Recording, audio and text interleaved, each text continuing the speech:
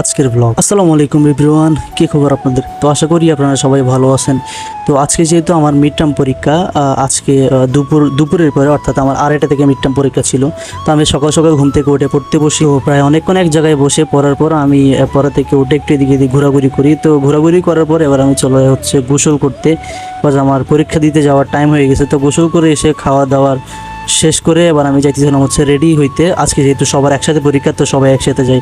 এবং আমি বাইরে গিয়ে দেখি হচ্ছে বাইরে আজকেও অনেক রোদ ছিল, প্লাস চারপাশটা অনেক সুন্দর লাগতেছিল আর কি। তো সবাই যেহেতু যাচ্ছে সবার সাথে আমি একটু ডুশিং করে যাচ্ছিলাম। তো ক্যাম্পাসে গিয়ে দেখি ক্যাম্পাসের চারিদিকটাও চারপাশটা অনেক সুন্দর লাগতেছিল, অনেক ফ্রেশ লাগতেছিল আর কি। যাই হোক, পরীক্ষার দিন ফ্রেশ লাগলে ভালোই। তো অনেকক্ষণ পরে এবার আমি পরীক্ষা দিয়ে বের হলাম। পরীক্ষা দিয়ে বের হয়ে দেন আমার বন্ধুদের সাথে দেখা করে, তো সবার সাথে দেখা করে কার কীরকম পরীক্ষা হইলো তা জিজ্ঞেস করলাম কিছুক্ষণ। তো আমি এগুলো শেষ করার পর বাসার দিকে রওনা দিয়েছিলাম আর কি। তো আজকের জন্য এতটুকুই, দেখা হবে নেক্সট ভিডিওতে। আল্লাহ হাফেজ।